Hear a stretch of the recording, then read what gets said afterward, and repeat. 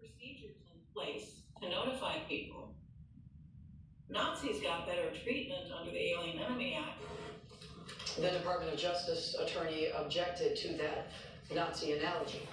Greenland's prime minister blasting a visit by senior U.S. officials, calling it a provocation and highly aggressive. This week's trip comes after President Trump said the U.S. should take over the mineral-rich Danish territories, and it follows the vice president saying Denmark, which controls Greenland, is not being a good ally. So America has to do more to protect its national security. As you saw right there, the trip includes the wife of the vice president of Vyse. In a message online, the second lady downplayed the visit, saying the U.S. delegation will tour historic sites and learn about Greenland's heritage. I'm also coming to celebrate the long history of mutual respect and cooperation between our nations, and to express hope that our relationship will only grow stronger in the coming years. But in a local newspaper, the Prime Minister of Greenland suggests the U.S. is actually looking to intimidate his country into submitting. The bribery trial of Nadine Menendez, wife of convicted former Senator Bob Menendez, is now underway. During opening statements today, prosecutors argued the couple were partners in crime and accused them of accepting cash and gold bars in exchange for political favors. The defense told jurors there's no proof that Nadine Menendez was involved in the scheme. Bob Menendez was sentenced to 11 years in prison, but has until June to surrender so that he may attend his wife's trial. So the Common Eyewitness News first at 4, congestion pricing racking up millions for the cash-strapped MTA. We'll tell you how much the Transit Authority brought in last month.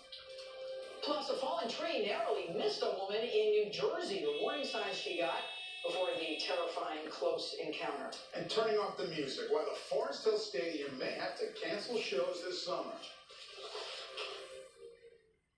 Extra morning catch-up with Eyewitness News this morning. With you all, you know we're 7 minutes late for weather and traffic. We're in for a pretty wet day. When Brittany says soggy morning, this is what we get. We get accidents. It can only go from here. Wake up with Eyewitness News this morning, starting at 4:30. Ever since Kimora was a little girl, she had her sights set on the sky, and Spectrum Internet brought the sky to her fingertips. As Kimora grew, her dreams grew with her, evolving and elevating with unlimited connectivity made possible by Spectrum Internet. Switch to Spectrum Internet Premier for just $30 a month with a 3-year price guarantee. Call 1-833-839-0139. The sky was never the limit for Kimora. Let your dreams take flight and live life unlimited. Upset stomach? Ibirogast. Indigestion? Ibirogast. Bloating? Ibirogast. Thanks to a unique combination of herbs, Ibirogast helps relieve 6 digestive symptoms to help you feel better. 6 digestive symptoms, the power of nature. Ibirogast. I love this time of day. With my job as mayor and Jacqueline running her own business here in Jersey City, having dinner together as a family is really important to both of us. And you never know what will happen. I'm Steve Fulop, and when people ask why I'm running for governor, I tell them the answer is around this table. Better education, and when they're older, more after-school programs to help keep kids out of trouble. It's very real to me. As governor, I'll have a stake in this. Why would I need to know who's running for governor in Jersey? I'm in the Bronx. Chance of rain? A light dusting? When the forecast gets it wrong, Ford SUVs get it right. With features like available all-wheel drive on Escape, a terrain management system on Explorer, and go modes on Bronco Sport. You hear the Masons driving by honking their horn. They're looking through my eyes with their root certificate authorities.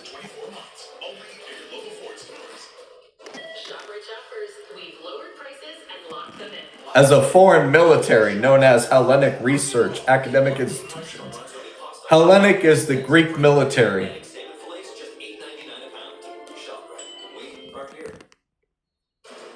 We are following breaking news that just came into our newsroom. Hamas is releasing new video showing 2 Israeli hostages, Elkana Bobat and Yosef Chaim Orana, have been held captive in Gaza for 535 days.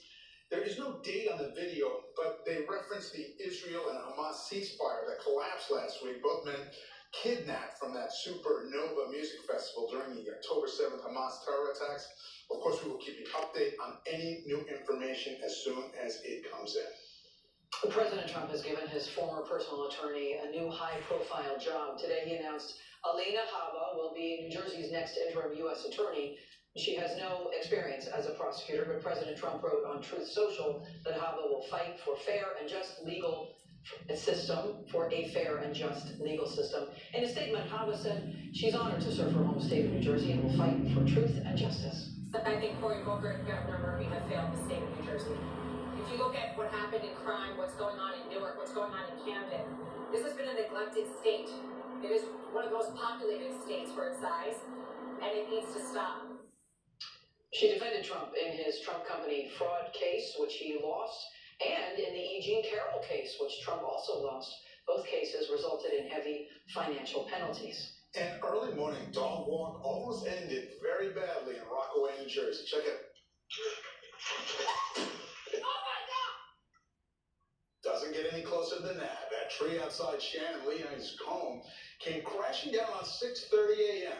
The Morris County nurse says her dog started barking while she was getting ready for work. She decided to take him for a quick bathroom run when the pup didn't follow.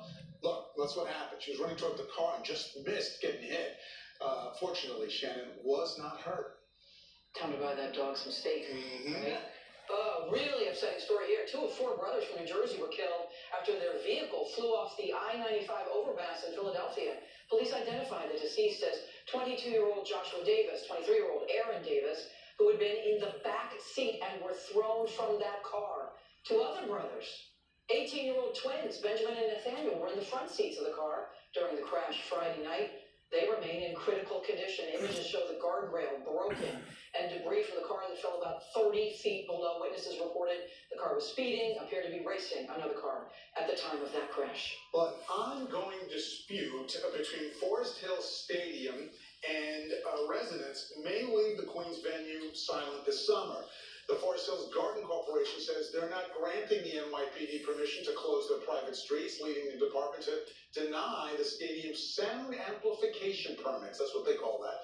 Police say none of the concerts has been canceled. The stadium wrote on social media they are moving forward with their schedule as planned, but that a minority of residents are attempting to block another season of music.